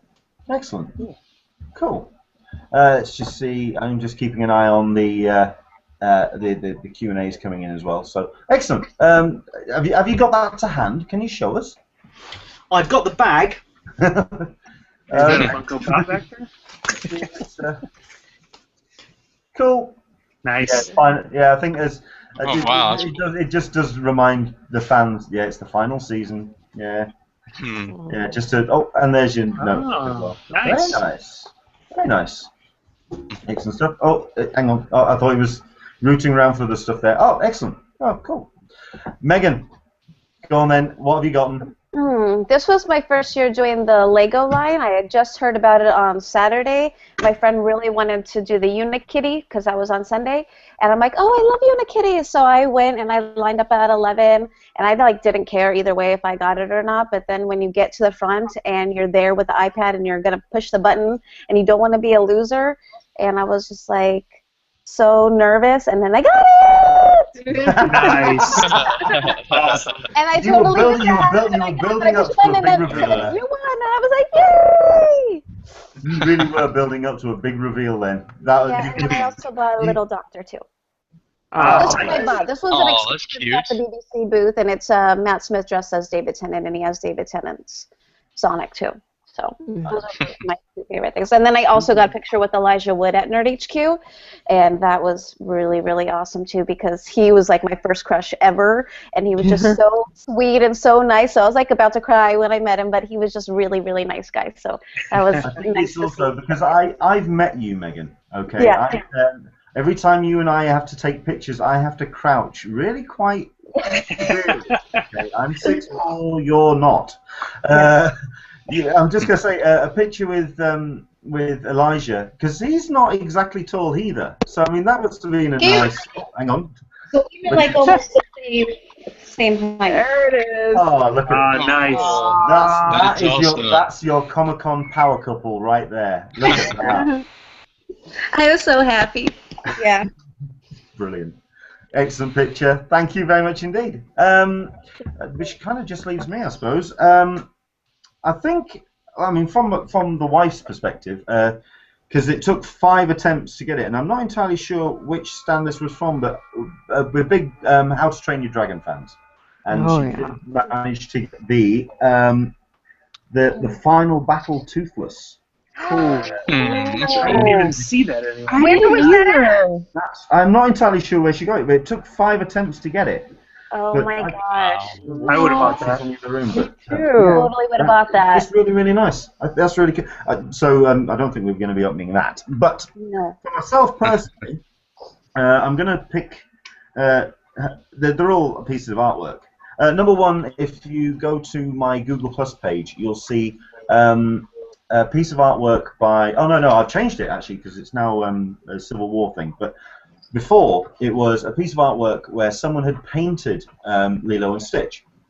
And if I can just hold that up, it's a fine art piece. Oh, wow. It's really, really nice, isn't it? Now, the thing is, like I say, I found that on something like Reddit or social media or whatever, at which point Caroline was wandering around Artist Alley and found the artist. Wow. She just stumbled across it and just went, I know that piece of work, and that's that. And fully signed at the bottom by the artist, who limited edition of 1,000 print, and I think it's a really pretty piece of work. That's nice. And it's also the fact that Caroline spotted it. You know what I mean? It came from the wife, as it were. It was like, I know you like that, and she got that. Aww. I know. I married the good one. I'm not saying that everyone from Wales is bad. Sorry, I didn't. I may have worded that wrong. Sorry. And I think the other one as well. This is from the UK group. This was on. It was either preview night or the Sunday night meetup.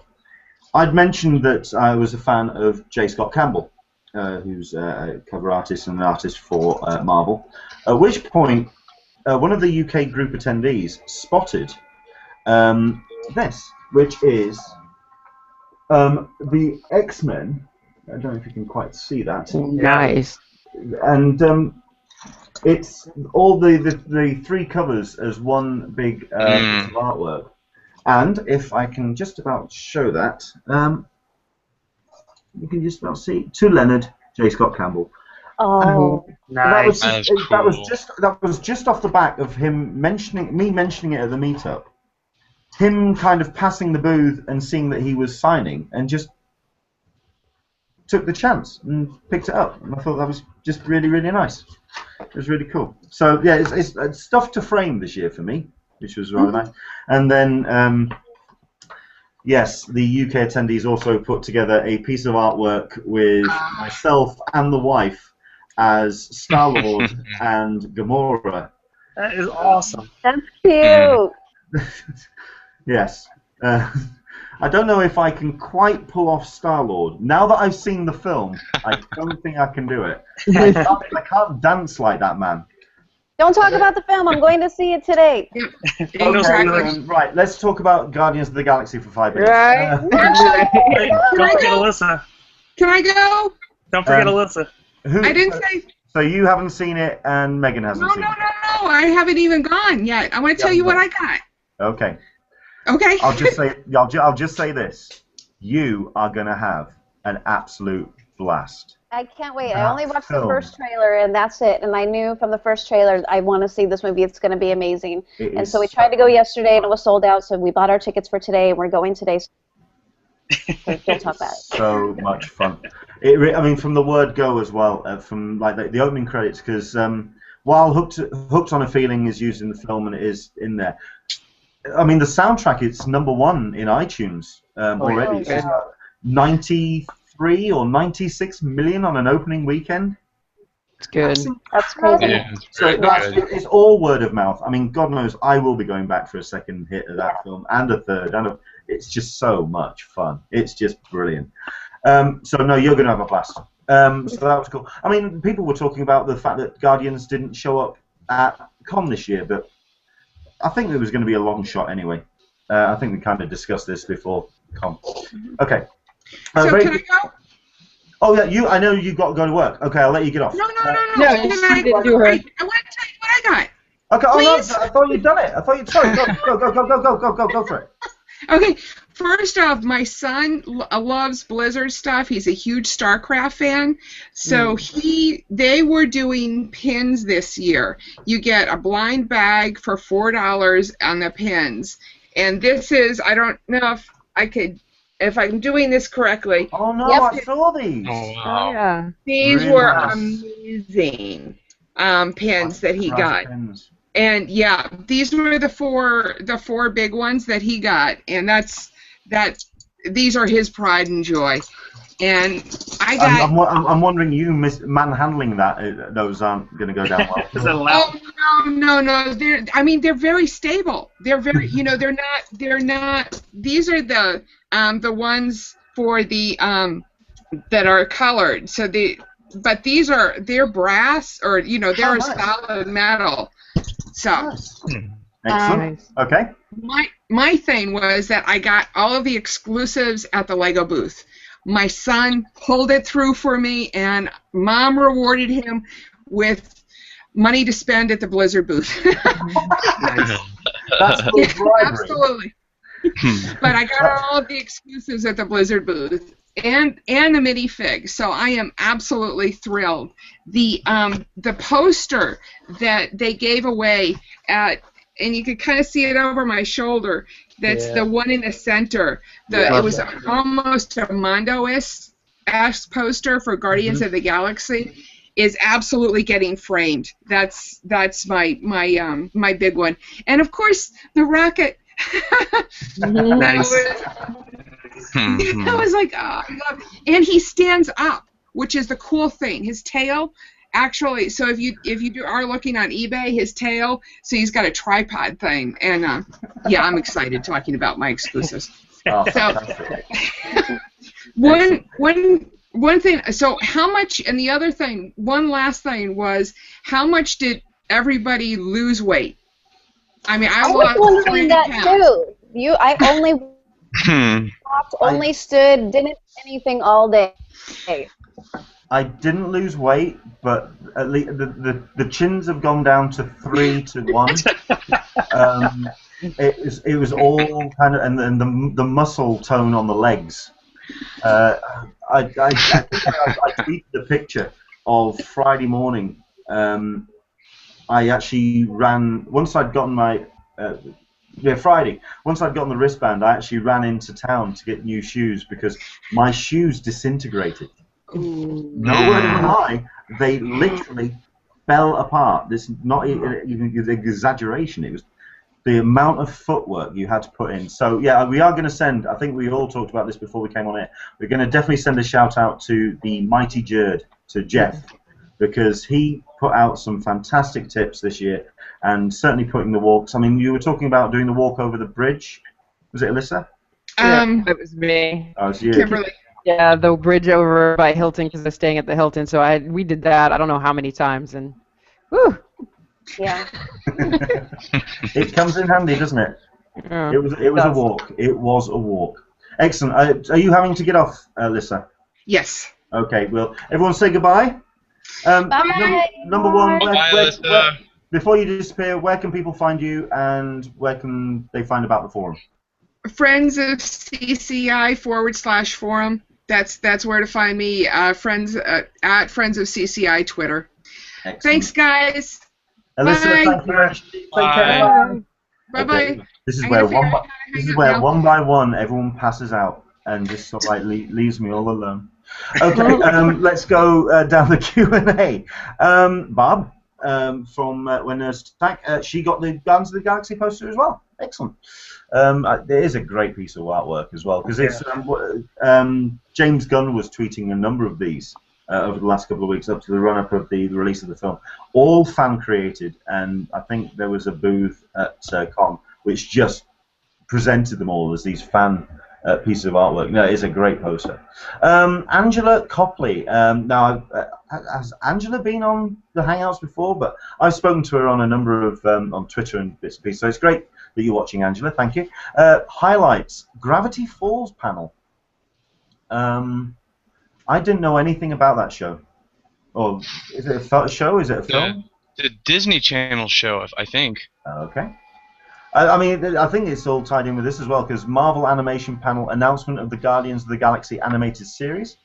Also, the Scorpion screening was a great surprise. I think it's been all about surprises this year, and things that have just kind of like caught you unawares. It's been great. Let's see what else we've got on the Q&As, because I think Angie, Nerdy Girls, Shout Factory gave out awesome stuff like posters, bags, and buttons. The Random House booth was giving out dog poop bags. That was my favorite thing. Okay. Fair enough. I mean, whatever floats your boat. I suppose if you want poop bags, Random House. It's not the fact that you're getting poop bags. It's from Random House. She needs to tweet a picture of that. I think we're gonna have to all follow the Nerdy Girls, and so like Angie, we want a picture of the poop bags, please. Angela also turned around and said that Toothless, which there you go once again, Toothless, is from the Fox booth. You pre-ordered the DVD and you got the figure. I ordered the DVD online, but not sure if she'll get the figure. So, all right, okay, fair enough. I don't know if in the UK we'll get that mailed through, but it sounds like a DVD's on its way. Excellent. Peter Brawls. By the way, just to let Kimberly know, and indeed let Mark know as well, Nathan Fillion did the hands thing for men and women. She has her picture the same way. So that's Peter, who was very glad to be manhandled by Mr. Nathan Fillion. See, it's not just me. This is the thing. There's more of us out there. Listen, I will turn around and say I'm a fan. I will say it modestly. I'll say it calmly.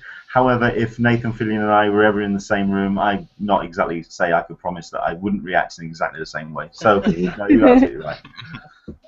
However, he's still not on the list. That remains Neil Patrick Harris. So, yeah. Anyway, a little bit too much information there, perhaps. So we'll move on. Excellent. I think everyone's just been talking about how much they've enjoyed the con. And how, I think as well, people have just been saying, okay, let's bring it on. They're looking at 2015 and going, let's go. It's already started, the ramp up for next year. Who's going next year? By show of hands. 1, 2, 3, 4. I see no hand there from Mr. Mark Serby. Well, as you said earlier, Leonard, it's a cost thing here in Isn't England. it? It is a huge cost. So, it really is weighing it up. Yeah. I think it's more a case of if we can all band together as Brits and hire a jet and make it cheap for ourselves, or a really, really big dinghy. It's going to be one of the two. Okay, we'll either sail across or yeah, I know what you mean. Excellent.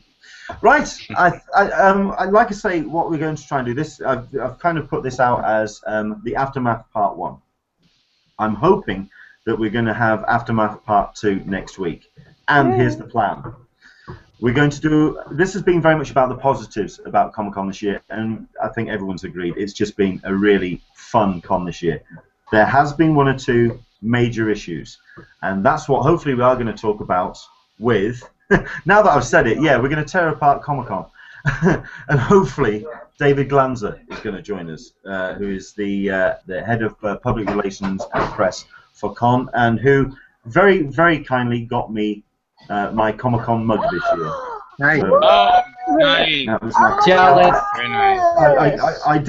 I came back with a number of mugs. I mean, obviously the cup of tea mug was the one that I had. For the Brit attendees, and I know that Kimberly, is it yourself, Kimberly, that I've got to get this to you?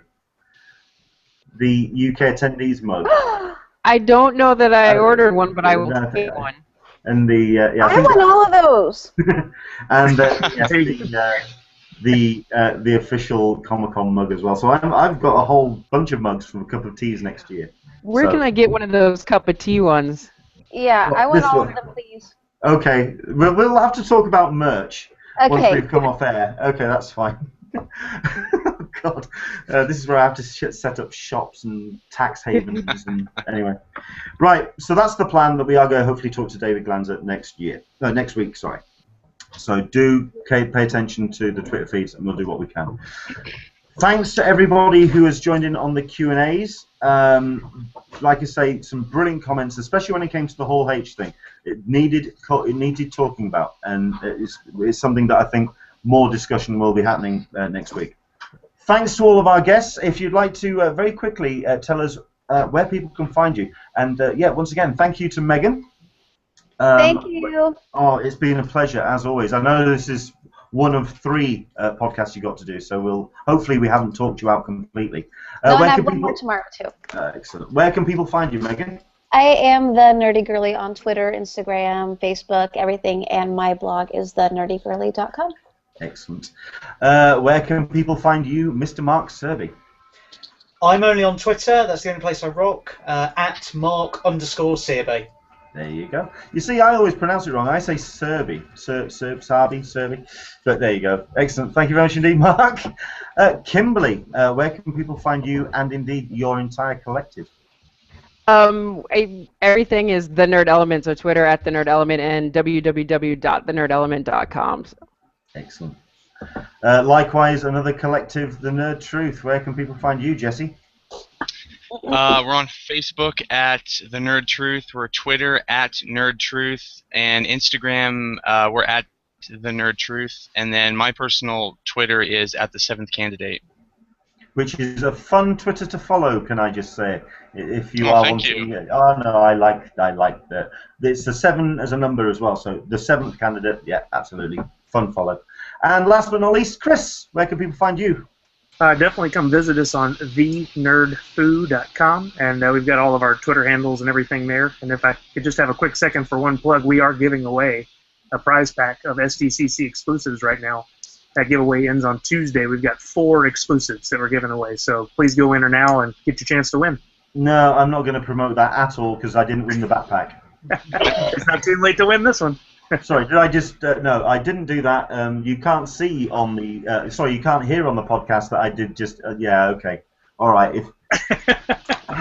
Yeah, I asked if... I did say before Con that I was really after the Rocketeer, and he has now just held me to ransom. Go to thenerdfoo.com for more information about the giveaway pack that they're doing. Oh, Boom. okay. That's holding me to ransom, man. That's not fair. I'm going to hold this till next year maybe then. I'm just kidding. Yeah, this is where I then announce next year. Oh yes, I got the Comic-Con exclusive from last year. Makes all the sense in the world. Okay, and for myself, you can find me on Twitter at Englishman SDCC. You can find me on Google Plus at google.com/+symbol Englishman SDCC. Oh, sorry, an Englishman at San Diego. And you can also find me on Facebook and whatever. If you go to the Google Plus page, it will show you all the links. But certainly, if you want to keep up with me, because I did kind of let the side down this year. The mission was to find out whether I could produce content for the website on my own, and it just fell apart, I'm afraid. It didn't happen. I wasn't able to provide, in my mind, as much content as I wanted. I did what I could on Twitter, so hopefully you did get as much out of me for that at Englishman SDCC. But next year, I've got ambitious plans, and hopefully we'll try and make things work a little bit better for 2015. Right, everyone, I'll let everyone get off, and hopefully we'll speak to you next week as well, because like I say, hopefully we'll have David Glanzer, and we'll be a little bit more critical about some elements of Con this year. So, from everyone joining us on the Cup of Tea, and for all the people watching as well, thank you very much indeed. Say goodbye, everybody. Bye. Bye. Bye. Got Twinkies.